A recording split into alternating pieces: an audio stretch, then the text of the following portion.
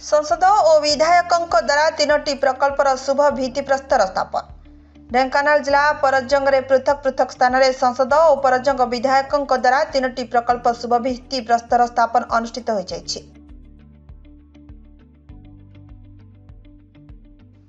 परजंग बजार निकट में अवस्थित सब रजिस्टर कार्यालय को लगी ओडिशा सरकार ग्राम्य उन्नयन विभाग आनुकूल्य राजस्व निरीक्षकों नूतन कार्यालय को ढेंकानाल सांसद रुद्रनारायण पाणी करकमल शुभ उद्घाटन हो जाइछि।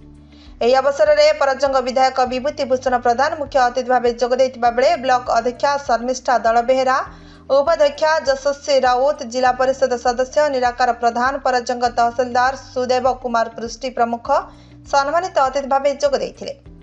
राजस्व निरीक्षकों नूतन कार्यालय हेबाकू जाउथिबा बेले समस्त अतिथि, पूर्त विभाग विभागीय अधिकारी और कर्मचारी, अंचल बहुमान्यगण व्यक्ति मानक उपस्थित शुभ भित्तिप्रस्तर स्थापन समारोह अनुष्ठित होइथिला। सेहीपरि ब्लॉक कार्यालय रास्ता पूर्त विभाग डाक बंगला पछपार्श्वे दुईटी प्रकल्पर शुभ भित्तिप्रस्तर स्थापन अनुष्ठित हो जाइछि। एथिमध्यरु गोटिए प्राथमिक कृषि सेवा समवाय समिति कार्यालय रहितबा बेले अन्यटी 50 मैट्रिक टन विशिष्ट गोदाम गृह रहिछि। उभय प्रकल्प को संसद, विधायक, ब्लॉक अध्यक्षा, उपाध्यक्षा और जिला परिषद सदस्य प्रमुख नड़िया बाड़े शुभ भित्तिप्रस्तर स्थापन करछन्ति। तीनोटी जाक प्रकल्प ठिकादार निर्धारित समय पूर्व कार्य संपन्न करने को विभागीय अधिकारी को संसद और विधायक परामर्श दैछन्ति।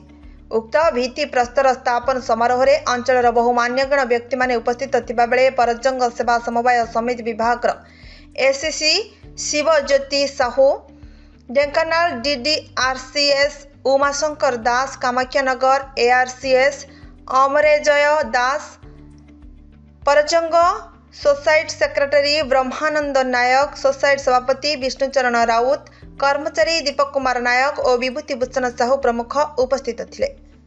ढेंकानाल जिला परजंग ब्लॉक रु Nirmal Gadanayak report, now Odisha news.